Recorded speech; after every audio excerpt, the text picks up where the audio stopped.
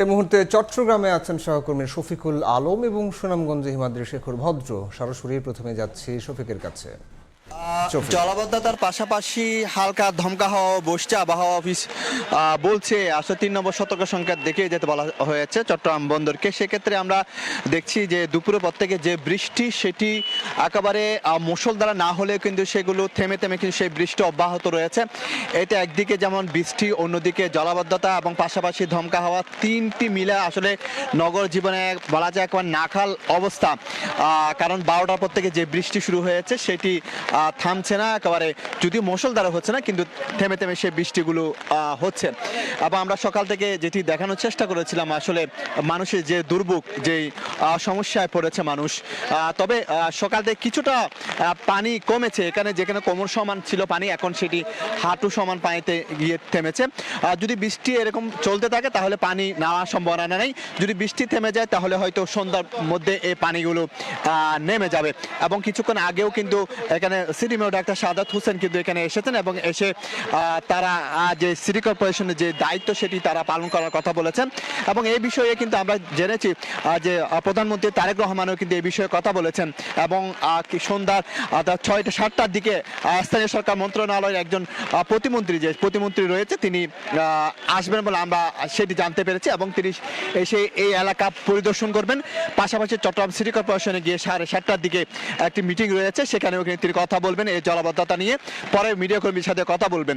তো আপনাকে যিনি দেখানোর চেষ্টা করেছে মানুষের যে দুর্ভোগ সেটি কিন্তু কমছে না। আপনাকে একটু জানিয়ে রাখি এই যে জলাবদ্ধতা পুরো প্রকল্পটা কিন্তু চট্টগ্রাম যে উন্নয়ন কর্তৃপক্ষ করছে এবং সেনাবাহিনীর সহায়তায়। সেক্ষেত্রে প্রায় 11,000 কোটি টাকা প্রকল্প দেওয়া হয়েছে। তারা 37টি খাল খননের কাজ করছে। এবং পাশাপাশি চট্টগ্রাম সিটি কর্পোরেশনের অধীনে কিছু খাল তারা নিঃশর্তায়নও করছে, যদিও জলাবদ্ধতা প্রকল্প অধীনে না। তারা 21টি খাল তাদের অর্থায়ন করছে বলে তারা জানিয়েছে। এবং সিটি কর্পোরেশনের মেয়র বারবার কিন্তু এই যে যন্ত্রপাতি, যে খাল খনন ক্ষেত্রে যে 400 কোটি টাকার যন্ত্রপাতির কথা বারবার তিনি মন্ত্রণালয়ে জানিয়েছেন এবং তিনি সেটি না পাওয়ার আক্ষেপ করেছেন বারবার। এবং তিনি সকালে এসে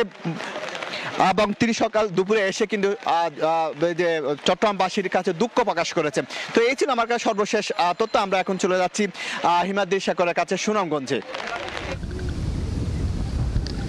আমি আছি এখন মনমর্তের চর এবং হোসেনপুর গ্রামের শেষে যে খরচার হাওড়ে, সেই খরচার হাওড়ের তীরবর্তী দুটি গ্রাম হোসেনপুর এবং মনমর্তের চর।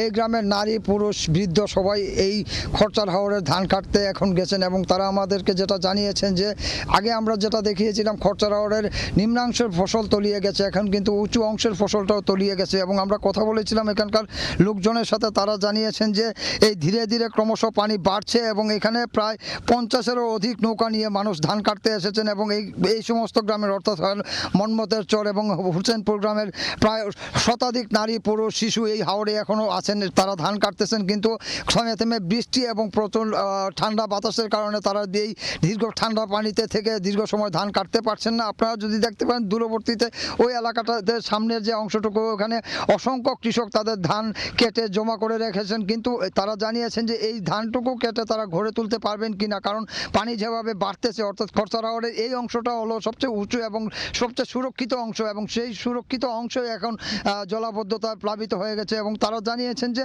এই অবস্থা আর কখনো দেখেনি। দীর্ঘ তাদের 50 বছর ধরে তারা এখানে কৃষিকাজ করতেছেন, কিন্তু এখানকার জমি কখনো পানিতে তলিয়ে যাবে এটা কখনো তারা ভাবেননি, কিন্তু এটাই এই বছর ঘটেছে। এবং তারা জানিয়েছেন যে এই গ্রামের অসংখ্য কৃষক এখন পর্যন্ত কোনো ধান শুকাতে পারেনি। আপনারা দেখতে পাচ্ছেন যে ধানের খোলা প্রচুর পরিমাণ কাঁচা শুকনো ধান, ভিজা ধান রয়েছে এবং ভিজা ধানগুলিতে অনেকটা চারা গজিয়েছে, একটা শিকড় গজিয়েছে। আমরা কথা বলেছিলাম এখানকার লোকজনের সাথে, তারা জানিয়েছেন যে এই যে দুর্যোগ, অর্থাৎ আজ থেকে 48 ঘন্টার ব্যবধানে খরচার হাওরের সবচেয়ে সুরক্ষিত যে অংশ সেই মনমর্তের চর এবং হোসেনপুর গ্রামের কৃষকদের প্রায় 1000 খানেক কৃষকের জমি এখানে ছিল। এই 1000 খানেক কৃষকরা 1 বিঘা জমির ধানও কাটতে পারেনি। তারা অনেকে 20 বিঘা, অনেকে 30 বিঘা, অনেকে 5 বিঘা, অনেকে 2 বিঘা করে এরকম জমি ধানে চাষ আবাদ করেছেন, কিন্তু তারা কেউ মানে 1000 টাকার ফসল পর্যন্ত তুলতে পারেনি। একে তো শ্রমিক সংকট, দ্বিতীয়ত বৈরী আবহাওয়া এবং প্রকৃতি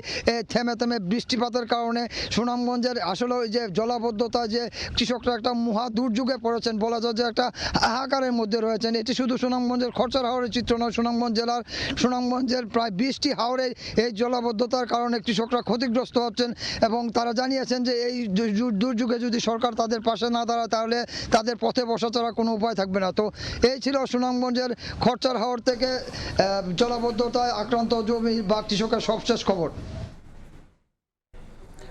চট্টগ্রাম এবং সুনামগঞ্জ থেকে যুক্ত হয়েছিলেন হিমাদ্রি শেখর ভদ্র এবং শফিকুল আলম।